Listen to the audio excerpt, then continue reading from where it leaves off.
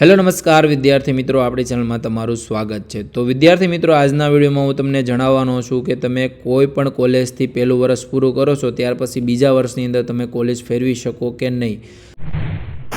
આપણે એક વિદ્યાર્થીની કોમેન્ટ હતી કે સર આફ્ટર 1 યર પછી કોલેજ ચેન્જ કરી શકાય? તો વિદ્યાર્થી માટે આ વિડીયો બનાવેલો છે। આ વિદ્યાર્થીએ પ્રશ્ન પૂછ્યો છે, એના માટે વિડીયો બનાવ્યો છે। તો વિડીયોને તમે પણ લાઇક કરી દેજો। તમારા પણ કોઈ પણ પ્રશ્ન હોય તો એના માટે પણ હું વિડીયો બનાવતો જ હોઉં છું। તો વિદ્યાર્થી મિત્રો, તમારે વિડીયોને લાઇક કરી દેવી જોઈએ અને સારી કોમેન્ટ પણ કરવી જોઈએ।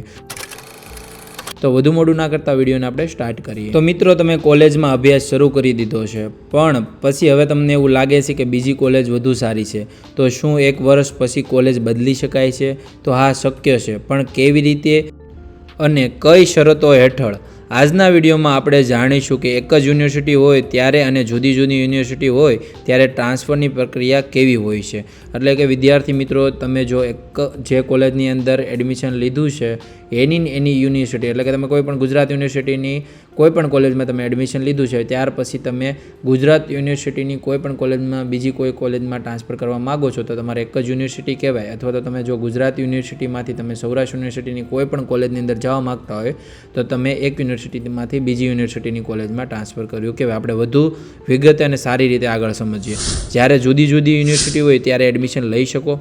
એટલે કે જો તમે એક યુનિવર્સિટીમાંથી બીજી યુનિવર્સિટીમાં જવા માંગો છો, જેમ કે ગુજરાત યુનિવર્સિટીમાંથી તમે સરદાર પટેલ યુનિવર્સિટીમાં જવા માંગો છો, તો એ સામાન્ય ટ્રાન્સફર થઈ શકે નહીં, સામાન્ય ટ્રાન્સફર ગણાય નહીં। એટલે કે તમારે ફરીથી એડમિશન માટે અરજી કરવી પડે છે। જે મેરિટ લિસ્ટ બહાર પડતું હોય છે એમાં એ રીતે પ્રોસેસ કરવી પડે છે। એન્ટ્રન્સ એક્ઝામ હોય છે એ પણ આપવી પડે છે। મેનેજર કોટાથી એડમિશન મળે છે।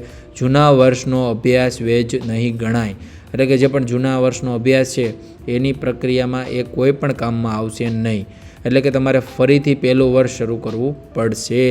એટલે કે વિદ્યાર્થી મિત્રો, તમે કોઈ પણ યુનિવર્સિટીમાંથી બીજી યુનિવર્સિટીની કોઈ પણ કોલેજમાં જાઓ છો તો તમારે ફરીથી પહેલા વર્ષથી જ સ્ટાર્ટ કરવું પડશે। જેમ તમે 12 પાસ કરીને તમે એડમિશન લીધું હતું એ રીતે જ તમારે એડમિશન લેવું પડશે। અને વિદ્યાર્થી, હવે આપણે વાત કરીએ કે બંને કોલેજ એક જ યુનિવર્સિટી હેઠળ હોય ત્યારે, જેમ કે ગુજરાત યુનિવર્સિટીની હેઠળ બંને અલગ કોલેજ હોય ત્યારે। એટલે કે તમને જણાવું કે ગુજરાત યુનિવર્સિટીની એક કોલેજ અમદાવાદમાં નરોડામાં છે અને બીજી કોલેજ ગુજરાત યુનિવર્સિટીમાં જ છે, એવું ગુજરાત યુનિવર્સિટીની જ કોલેજ છે, ત્યારે શું પ્રોસેસ હોય એના વિશે તમને જણાવું।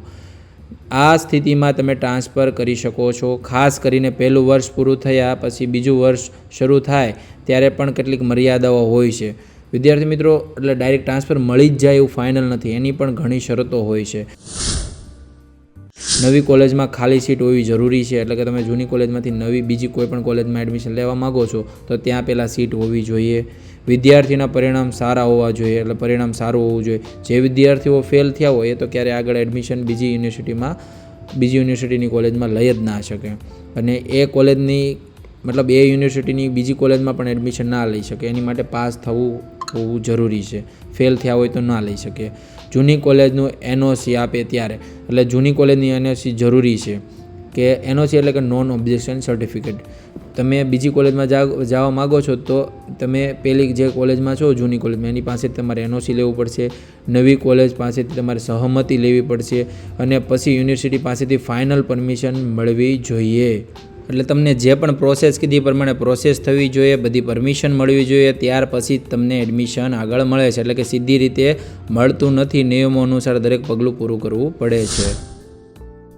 હવે ટ્રાન્સફર કરતાં પહેલાં હંમેશા યુનિવર્સિટીના નિયમો તપાસો। કોલેજમાં એડમિશન વિભાગ અથવા તો યુનિવર્સિટીની વેબસાઇટ પરથી માહિતી મેળવો તમે, ત્યારબાદ તમારે એડમિશન લેવું જોઈએ। એ વિચારીને તમે એડમિશન ક્યારેય ના લો કે પછી બદલશું કોલેજ અથવા તો યુનિવર્સિટી તમે પછી બદલશો, એવું તમારે ક્યારેય વિચારીને એડમિશન નથી લેવાનું। તમારો પહેલેથી જ નિર્ણય તમારો કન્ફર્મ હોવો જોઈએ કે આ યુનિવર્સિટીમાં જ મારે એડમિશન લેવું છે, અને તમારે વિદ્યાર્થી મિત્રો બધા નિયમો જાણવાના છે। બધી પ્રોસેસ તમે જાણી લો ત્યાર પછી તમારે એડમિશન લેવાનું છે। એવું લાગે તો કોઈ એ કોલેજમાં અથવા એ યુનિવર્સિટીમાં અભ્યાસ કરતો હોય તો ત્યાં પણ તમારે પહેલાં પૂછી લેવું જોઈએ। તો વિદ્યાર્થી મિત્રો, આવી જ ઉપયોગી માહિતી માટે આ વિડીયોને લાઇક કરી દો, તમારા મિત્ર સાથે શેર કરી દો અને આ ચેનલને તમે સબસ્ક્રાઈબ કરવાનું ભૂલશો નહીં। અને વિદ્યાર્થી મિત્રો તમને કોઈ પણ પ્રશ્ન છે તો તમે કોમેન્ટ કરી શકો છો, એની બધી જ માહિતી તમને આપણા વિડીયો દ્વારા અથવા તો કોઈ એવા પ્રશ્ન છે જેનો જવાબ હું તમને કોમેન્ટમાં જ આપી શકતો હોઈશ તો કોમેન્ટ દ્વારા તમને જવાબ મળી જશે. તો વિદ્યાર્થી મિત્રો આપણે બીજા વિડીયોમાં મળીએ. જય હિન્દ, જય ભારત.